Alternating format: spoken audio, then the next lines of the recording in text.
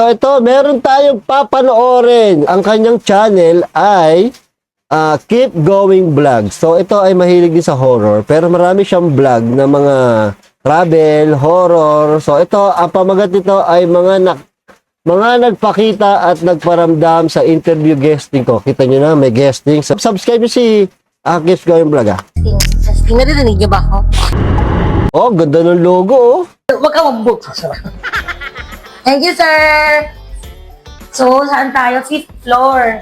Going up. Oh, 5th floor daw. Yan, akit tayo. Oh, orkut. Orkut, So, dito tayo. Parang may tsura ko. Bakit parang maana akong car guard. 5th floor. Agad-agad. Amazing naman. Magalan nyo lang. Charik. Daldal ang puta. Huwag kayong hindi ganito Eto na. tsura ng hallway.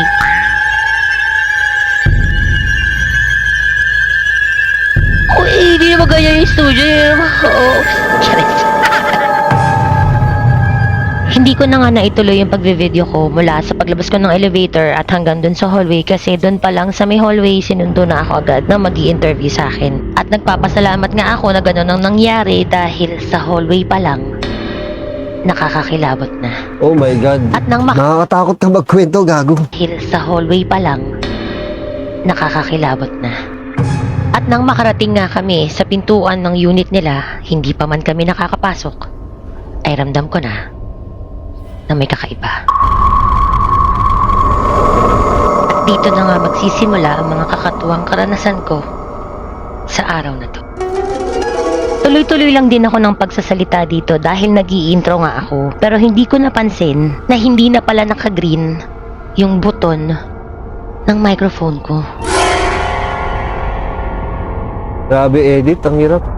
At pagkatapos ko nga pumirma ng kontrata at maipaliwanag sa akin na magiging setup ng interview, nabanggit ko rin sa kanya na mabigat ang pakiramdam ko sa lugar na to. At bilang madalas siyang mag-isa na nagtatrabaho dito, minabuti na lamang niyang hilingin sa akin na wag ko na lamang daw sabihin kung saan at kung ano ang mga nakikita ko. Oh my God. May third eye ka ba? Ba't nakakita ka? Nakakilabot naman. Magaling mag voice over si Keep Going Vlog. Magaling siya mag voice over. Mahirap yun, hindi ko kaya yun. Yung ganun, yung parang nananakot na voice over. Testing. Narinig niyo ba ako? Okay. So yun na nga guys, nagre-retouch ako kasi syempre kailangan maganda tayo sa camera. Pero ang parang nakakatakot yung place. Yan, Parang may maya something. magsa-start na kami. Dito na ako sa studio ng OTR, which is the Off the Record channel. Kaya kinakabahan ako, friends and family. Kasi first time ko na magpapa-interview ng kailangan may camera. Teka, alam mo, di ka vlogger. Oh shit, kartado ka. So ayun na nga, magsa-start na kami i-shoot yung inyong model for today's video. Charis. Siya, bye. Magsishoot na kami. Kasi baka magalit yung mga client. Charis. Orkut dito sa studio nila, guys. In fairness. Ganito pala talaga dito. Kasi napapanood ko lang sila. Tapos ito pala yung setup nila dito. Talaga palang madilim na. Oo. Sabi ka lang, sisilipin ko. Baka may something doon, diba? Makalok. Guys, hindi ko pwede ipakita yung setup nila dito kasi sa kanila yon. Pero alam niyo ba, may nakikita ko aparador. Medyo sinisilabutan ng fires. Kasi yung aparador. Tinanong niya ako kanina kung ano ba ang nararamdaman ko. Ayoko muna magsalita. Para ako sa video mga kaibigan. So, iniintay na ako. Bye. Yun, oh. Bakit gumagalaw? Baka bigla akong bumagsak dito. Nakakahiya naman sa vlog. Ano, pindot ko ba? Ano ba yun? So, magsushoot na kami. Huwag kayo kumagay dyan. Gandal talaga ako. Gago, magaling manakot to sa video. Yung sound effect, grabe sound effect. Nakakadala. Testing. Hello. Hi. Sa mga oras na to, hindi pa man nagsisimula ang interview, ay hindi na talaga ako mapalagay. Gayunpaman, the show must go on. Nag-start na nga kami ng interview session. At hindi pa kami nangangalahati, ay hindi ko napansin na wala na naman akong audio. No, Sa may, pagkakatanda ko, may pumipindot ng audio mo, yari bago pa ka. man ako umalis ng bahay, ay sinigurado kong full charged ang lahat ng devices na gagamitin ko. Ito rin ang microphone na ginamit ko doon sa Benguet. Mula alas 3 ng hapon,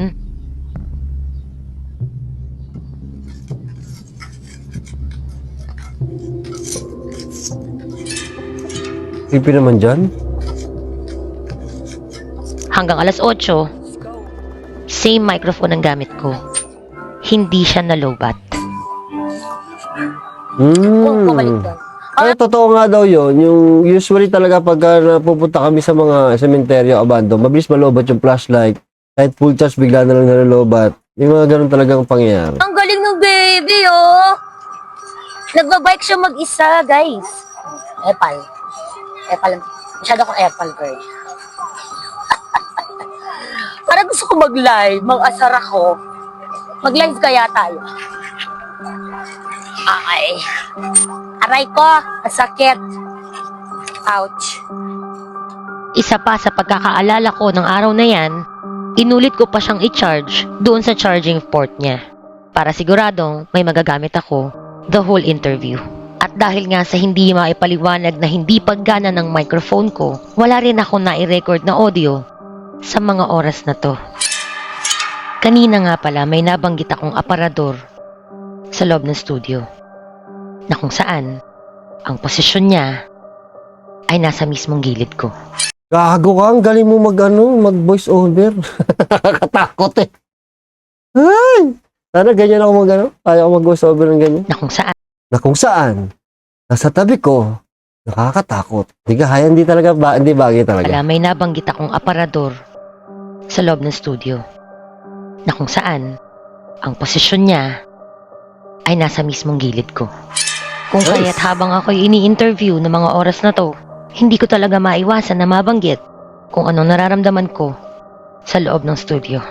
At kinakabahan ako kung ano ang maaaring mangyari sa interview ko na to.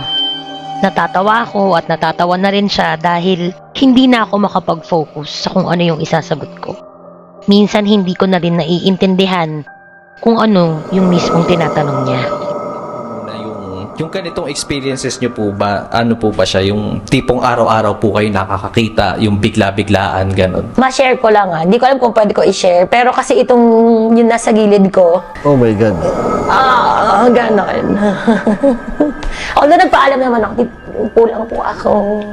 Interview lang po.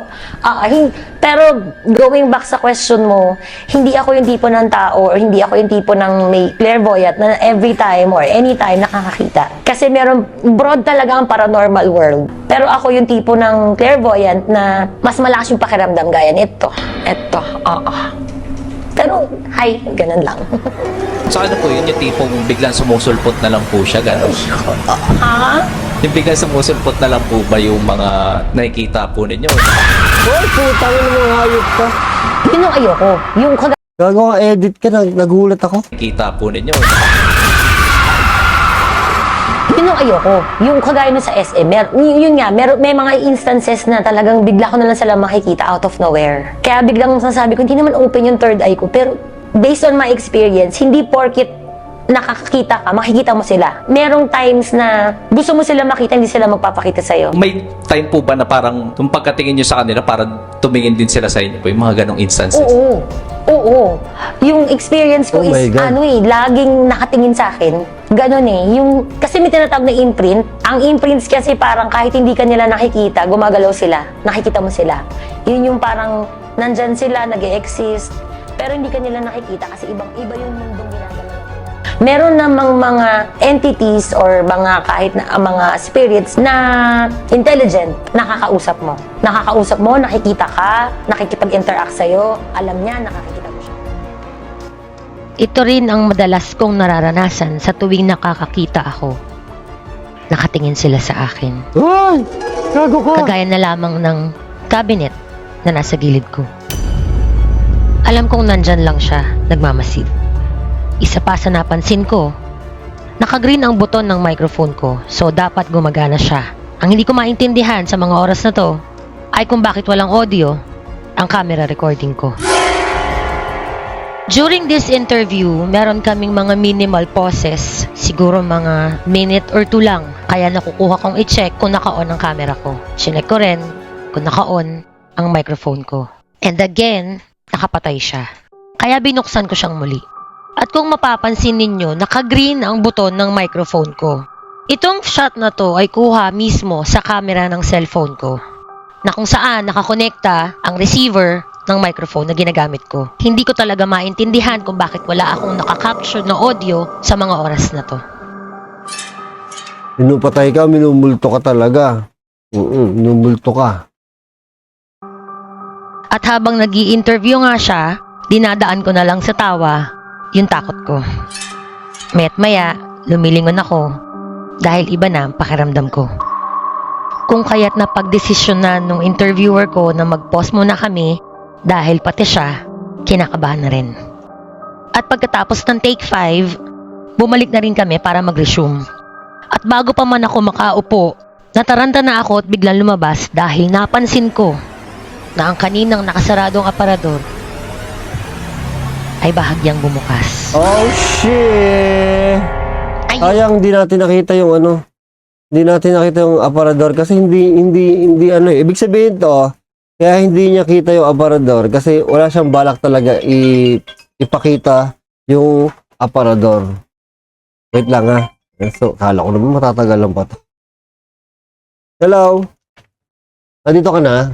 Sige, lalabas na ako. Nakita na kita.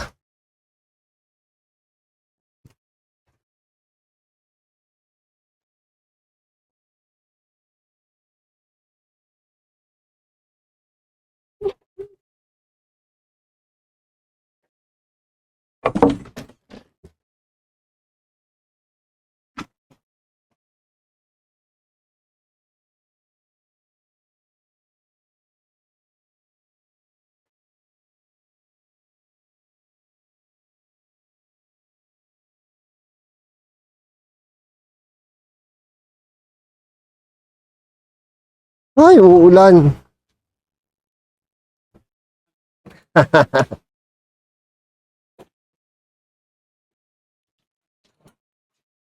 Thank you. Ay, salamat sir. Ano yan pare, Sige, sige, ingat pare. Natuwa si kuya sa tip. Bigyan ko ng 5,000 na tip eh. 5,000 ang puta.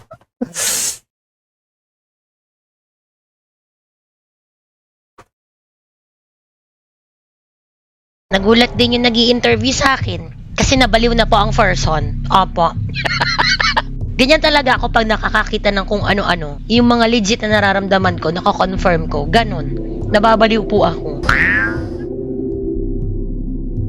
At sa mga oras na to, walang katao-tao sa loob ng studio.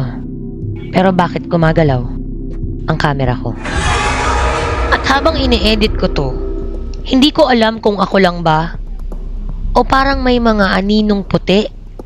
Aninong ano? May aninong red ba, girl? May aninong red, te? Yellow, green, blue, rainbow.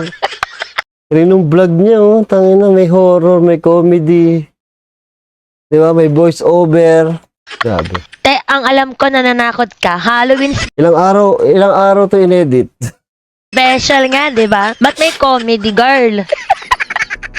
Sa totoo lang, nung tinatanong niya ako ng mga oras na to, gusto ko talagang sabihin sa kanya kung ano yung mga nakikita at nararamdaman ko sa loob mismo ng opisina nila. Bigla kong naalala ang sinabi niya kanina na madalas siya ditong inaabot ng madaling araw sa pagtatrabaho. Gumagalaw yung camera At niya, nung mga oras na yan, parang gusto kong wag na lang ituloy yung shoot dahil hindi ako gumagalaw makabalik camera. sa kung saan ako nakaupo kanina. Pero dahil gusto ko ngang matapos ang naumpisahan namin, nagdasal na muna ako. At kinausap kung ano man ang meron sa studio na yun. Na ano, te? Te, umayos ka, te. Girl, go. Para sa kaalaman ng lahat, dalawa lang po kami sa loob ng condo unit na to.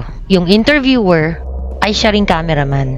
At habang natataranta ako, nasa labas ako ng pintuan ng studio habang siya nasa likod ng camera niya. At base sa pagkakatanda ko, wala pong kahit na anong electric fan sa loob ng condo unit. At Magulo habang yung camera. ini-edit ko to, ngayon ko lang napansin na parang may lumipad mula sa kaliwa papunta sa kung saan ako nakaupo kanina at biglang nawala.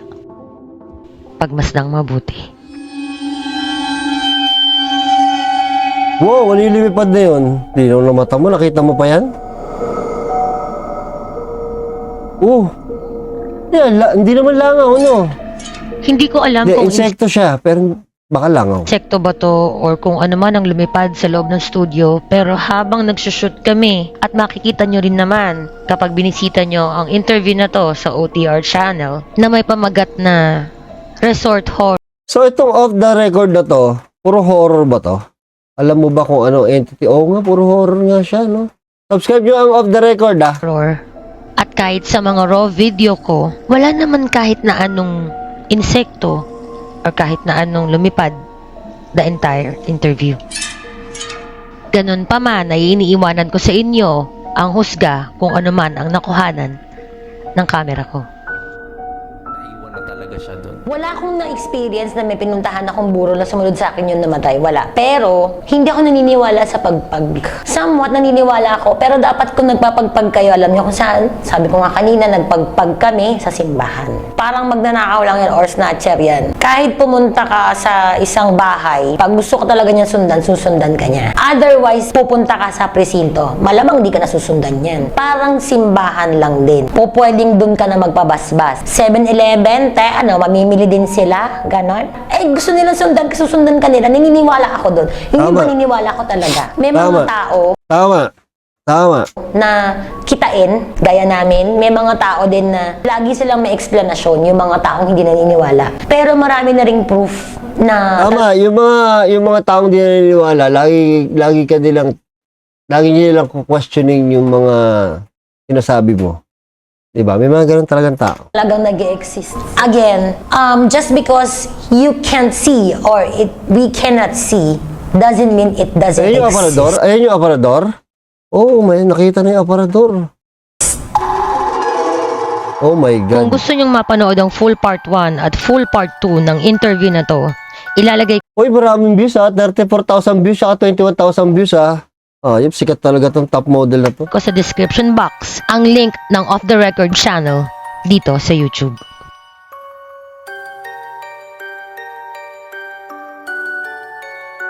Patapos na nga ang aming interview at sa mga oras na to, kailangan na lang namin mag-shoot para sa closing part. At dito, mahahalata ninyo na hindi na talaga ako komportable sa loob ng studio. Hindi ko naman sinasabing haunted ang mismong studio ng OTR channel. Hunted na. Takot na yung mga tao dyan. Sigurado pag napanood to. Ito ay base lamang sa aking mga personal na nararamdaman. Gayunpaman, nagpapasalamat pa rin ako dahil walang masamang nangyari sa akin at humiling na rin ako ng gabay sa itaas.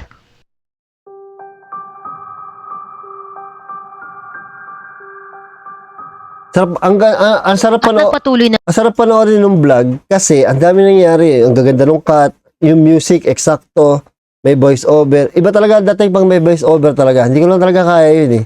Or tamad lang talaga ako. Voice over. Diba? Tapos, maganda yung storytelling. Diba? Yan sinasabi ko sa inyo, mahirap mag-reaction ng storytelling kasi makikinig ka na lang yan. Lalo kung maganda talaga, kung magaling yung nagkukwento. Natutuwa nga na lang ako dyan. Pinipilit ko na nga lang mag-interrupt para lang magkaroon ako ng selfie dito eh. at nagpatuloy na nga kaming i-shoot yung para sa last part. At kung mapapansin ninyo, katabing-katabi ko lang yung tinutukoy kong aparador. Ito rin Ano to, nabago yung angle, no? Na itutok na, oh. Creepy nga. Minsan may ganun talaga eh. Minsan meron talagang lugar na parang, madalas ako pag nasa ibang bahay ako, meron akong bigla ako napapatingin sa ibang lugar, no? Sa isang space ng bahay. Pero hindi ko alam kung ba't ako napapatingin. Pero wala naman ako nakikita. Pero mamaya, nag-uusap, bilang papatingin na ulit ako. Hindi ko alam kung anong paano explain. yung tinutukoy ko kanina na bahagyang bumukas. Huminto muna kami dahil dumating na yung order nila na mineral water. At bilang horror nga yung tema ng interview, sabay pa kami nagulat nung may biglang kumatok. Oh, sh- Kaya minabuti namin na mag-pause muna dahil Ano ba to? Dito ba manggagaling yung ano? Dito ba manggagaling yung Grab? pagbubuksan niya yung delivery boy ng mineral water. At dito na ako nataranta dahil maiiwanan ako mag-isa. Oh my Ang God. sabi ko sa kanya, sasama na lang ako paglabas ng studio. Ang hindi ko alam, sa sobrang taranta ko, ay naiwanan ko palang nagre-recording pa rin ang camera ko. At dahil hindi nga gumagana ng maayos ang microphone ko, wala na namang nakuha ng audio ang video na to. Sa pagkakataong ito, sinadya ko talagang i-fast forward ang clip na to para makita ko agad kung meron bang lilipad or anything. Pero wala naman, maliban sa bahagyang paggalaw ng camera. Pero uulitin ko po, wala pong katao-tao sa loob ng studio sa mga oras na to. Sa pagbalik namin sa loob ng studio, hindi ko na matandaan kung ano ang sinasabi ko rito pero halata namang hindi na talaga ako komportable na bumalik kung saan Ayun, ano inayos ni Bella? Parang may inayos siya dun. sinasabi ko rito pero halata namang hindi na talaga ako komportable na bumalik Hindi ka na nga komportable, may inayos ka eh. kung saan ako nakaupo. Kung po pwede nga lang nakatabi ko yung nag-i-interview sa akin, bakit hindi? Pero dahil kailangan na naming tapusin ang last part, ipinagpatuloy pa rin namin at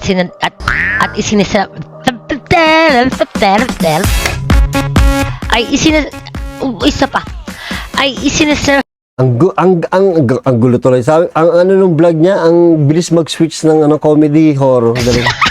Iyak na.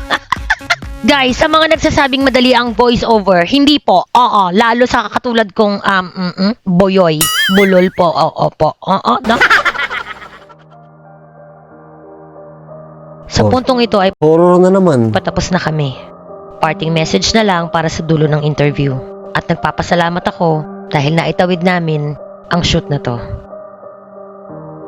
Sa mundong ating ginagalawan ay marami tayong mga bagay na hanggang ngayon ay hindi pa rin natin kayang ipaliwanag. Isa lamang ang paalala ko, hindi porkit hindi mo nakikita ay hindi mo na irerespeto. Hindi porkit hindi mo nararanasan ay iyong pagtatawanan. Dahil karamihan sa mga katulad namin nakakaranas ng mga hindi pangkaraniwan, ay nanaising mabuhay sa takot at pangamba. Dahil kung iyong tunay na susuriin at tatalasan ng iyong pakiramdam, ang mundo ay puno ng kababalaghan. Ito po si Ate Bella nag-uulat. Magandang gabi, Ate Bella. Ate Sheila, matigas na yung saging ko. Batibot pala. Ang galing. Huwag tayong masyadong seryoso guys, pero totoo ang sinasabi ko, may mga bagay tayong hindi naiintindihan at naipapaliwanag. Pero ang hinihiling ko lang sa inyo ay respeto at panalangin. Magandang gabi at hanggang dito na lamang tayo. Ha? At hanggang dito na lang ang video, girl. Pinagsasabi mo, girl. Dito tapos na kami at nagpasalamat ako sa entity na kung ano man ang nararamdaman ko kasi kailangan natin yun.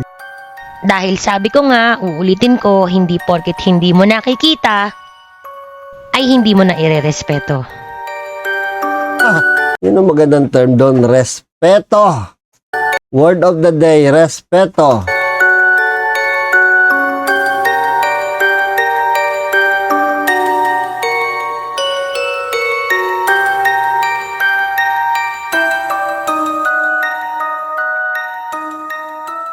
Pagkatapos ng shoot namin, lumabas muna ako sa balcony ng office nila habang inihintay ko na may mag-accept ng driver sa booking ko. Sino sumuntok sa'yo? Pumutok yung labi mo eh. Ang talagang ipinagtataka ko lang, bakit sa loob ng studio, hindi gumagana ng maayos ang microphone ko. Pero nung ginamit ko dito sa labas, gumagana siya at malinaw. So, yun na nga. Tapos na ako, guys. Aking interview. Ganda ko. Dito ako sa Ano sabi niya? So, yun na nga. Tapos na ako, guys. Aking interview. Ganda ko. Ganda ko, di ba? Puta. Dito ako sa condominium. Tapos na yung interview ko, tapos na yung shoot ko. So, uwi na tayo guys kasi anong oras na. Huminto yung relo ko. Oo, huminto yung relo ko. So, parang ano natin, mag-alas 5 na. Nag-book na ako. Nintay ko na lang. Uwi na tayo. Bye. Kailangan natin magpahatid sa elevator kasi, alam mo na, basta. Yan. Dito tayo sa elevator. Malapit na rin kasi yung ano, yung rider, yung ano, yung driver. Ano po kayo? Nag-grab lang po na. Ano, yung joyride, ano ba yung joyride car, ganun. Ayoko na rin kasi mag-angkas, baka mamaya. Baka mulan po. Oo. Kanina nag-grab ako eh. Hassle pa naman po. Ay, sige po. Ay, nagsama ako. Thank you, bye-bye. Baltaan na lang ako ha. Hey, bye-bye. So yun, pauwi na tayo guys. Parang sabi ko na eh, parang si Tuesday magsalita. Kailangan natin umuwi kasi madaling araw na. Hapon na, baka abutan ako ng ulan. Gremlin ako, baka tumami ako. Basement 2. Ground floor nga, bakit ano sa basement 2? Pakisara na bilisan. Ay ka, puta ka. Basement.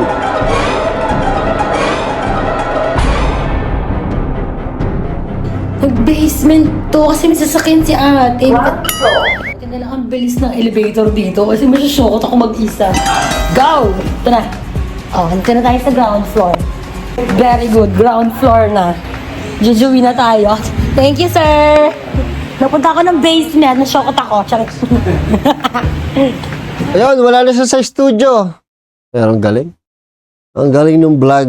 Ang galing ng edit. Kasi ako, actually, kaya gusto ko nang tingnan kasi nakita ko talaga yung umpisa parang maganda yung edit niya. Dami, hirap ng edit ito. Tagal gawin ito. Diyos ko. Napakatagal. Meron pang kasunod. Kung gusto niyo mapanood, puntahan niyo si Keep Going Vlog. Marami siyang mga vlog dito para mapanood niyo hanggang katapusan. Malay niyo, nadapa siya habang napauwi. Diba? Masaya yun. Tapos, yun yung ang ganda ng edit. Mixed emotion, takot, tawa. Magandang ano yun ha, magandang content yung ganun. Maganda yung ganung klase ng vlog, yung ano, tawa, takot. Maganda yun eh. Tsaka natural sa kanya yung magiging comedy. Diba? So, subscribe to si Keep Going Vlogs at thank you. See you next video. I came from the mud. There's